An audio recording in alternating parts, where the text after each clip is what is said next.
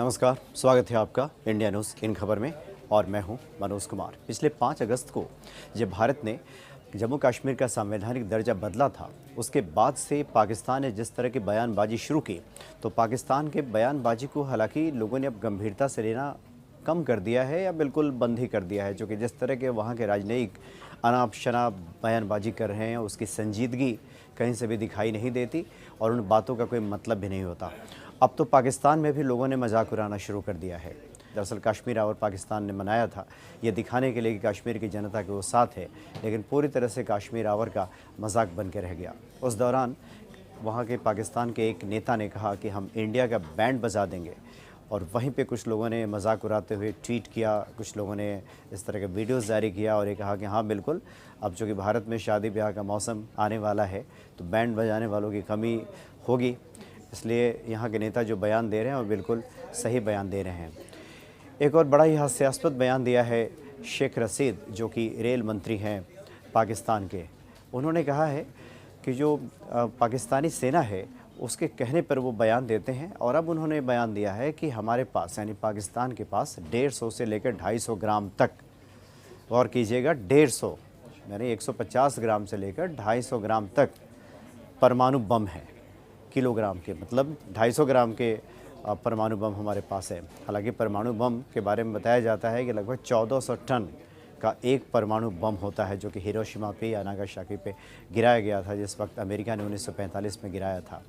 और भारत और पाकिस्तान के पास भी जो परमाणु बम की बात आ रही थी, जो बातें बताई जाती वो भी बताया जाता है कि लगभग 1400 टन के आसपास में एक परमाणु बम होता है। लेकिन शेख रशीद ने कहा कि हमारे पास छोटे छोटे परमाणु बम हैं, 150 ग्राम से लेकर 250 ग्राम तक के परमाणु बम हैं।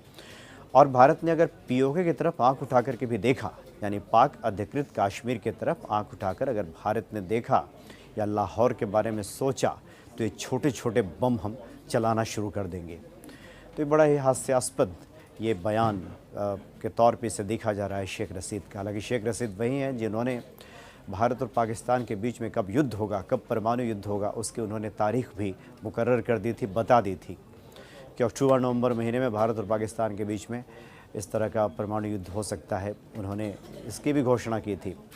अब देखिए वहीं के एक पत्रकार हैं नायला इनायत, उन्होंने ट्वीट किया है और कुछ वीडियोज़ वगैरह साझा किया है, शेयर किया है और ये मजाक उड़ाते हुए कहा है शेख रशीद का कि शेख रशीद साहब वही व्यक्ति हैं जिन्हें जब माइक से करंट लग गया था, उसके बाद उस करंट का कारण भी उन्होंने भारतीय प्रधानमंत्री नरेंद्र मोदी को बता दिया था और बाद में प्रेस कॉन्फ्रेंस करके कहा था कि भारत उनको मारना चाहता है।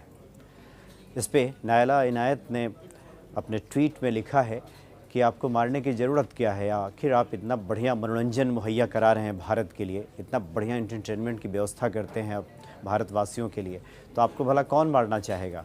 तो इस तरह का मजाकिया भरे अंदाज में, मजाकिया लहजे में बहुत सारे ट्वीट्स, बहुत सारे मीम्स, बहुत सारे वीडियोस आजकल सोशल मीडिया पर छाए हुए हैं।